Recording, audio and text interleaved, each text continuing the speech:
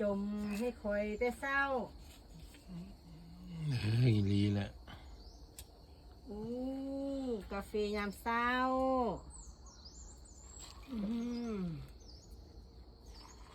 อู้โคตรฟินบรรยากาศอยู่หนา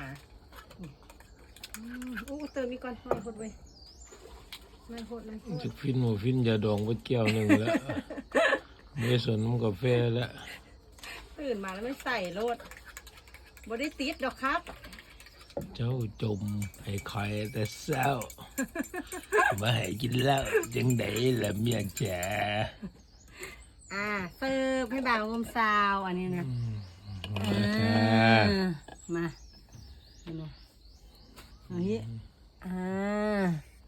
อีลาน้อยก็ตื่นแล้วพุ่นเอาไปนอนต่อเสยน้ำล้างมันต้องซุ่มหนาเด้อกาแฟ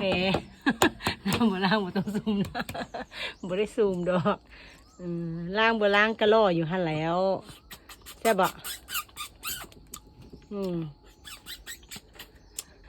เจาะไข่แดงเจาะไข่แดงแต่เช้าไปเจาะไข่แดงนะพี่น้องโอ้ยนี่แหละเจาะไข่แดงมาวันนี้เดี๋ยวเราสิไปหาโหดผักกันเด้อวันนี้นะไปหาโหดต้นบักเพชรเฮาพุ่นละไปหาเฮ็ดเวียก